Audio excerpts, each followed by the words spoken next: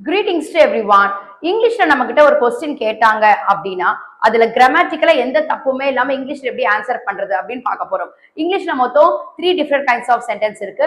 WH questions, yes or no type questions and then tag questions. இப்போ நம்ம பார்க்க போறது WH questions. WH questionsனா ஒண்ணும் இல்லைங்க. அந்த கொஸ்டினோட ஃபர்ஸ்ட் வேர்டு வந்து பாத்தீங்கன்னா எல்லாமே WH வேர்டா இருக்கும்.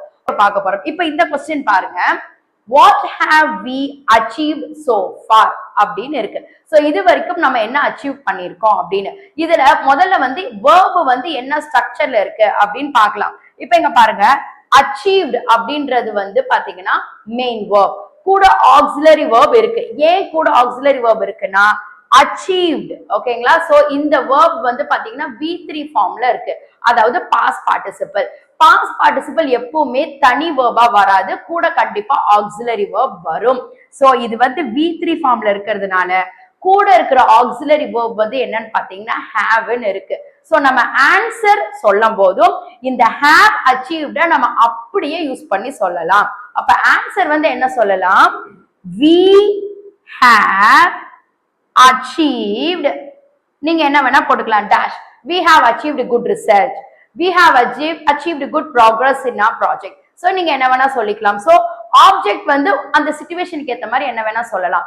ஆனா verb construction வந்து பாத்தீங்க அப்படின்னா questionல have achieved இருந்துச்சுன்னா ஆன்சரும் have achieved தான்.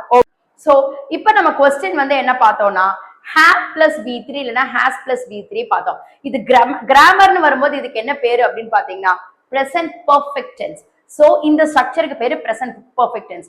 சோ இந்த present perfect tense நம்மளுடைய ரியல் லைஃப்ல எங்க யூஸ் பண்ணலாம்னா ஒரு ஆக்ஷன் இப்பதான் நீங்க செஞ்சு முடிச்சிட்டீங்க அப்படின்றதுக்கு எல்லாம் வந்து இந்த மாதிரி சென்டென்ஸ் ஸ்ட்ரக்சர் யூஸ் பண்ணி பேசலாம். இப்போ நான் ஒரு சில எக்ஸாம்பிள் சொல்றேன், கண்டிப்பா வந்து உங்களுக்கு புரியும். அப்பா டின்னர் முடிஞ்சது. What have you cooked for dinner? I have cooked chapati for dinner.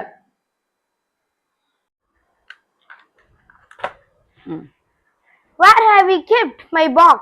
I have kept your box inside your bag. இந்த மாதிரி ஒரு சில ஆக்ஷன்ஸ் நம்ம இப்பதான் பண்ணி முடிச்சிருக்கோம் அப்படின்னா அதுக்கு வந்து present perfect tense அப்படின்ற क्वेश्चंस இந்த ஸ்ட்ரக்சரை வந்து நம்ம யூஸ் பண்ணலாம். சோ நாளைக்கு இன்னொரு இன்ட்ரெஸ்டிங்கான ஸ்ட்ரக்சரோட வந்து உங்களை மீட் பண்றேன். Until then, it's bye from me.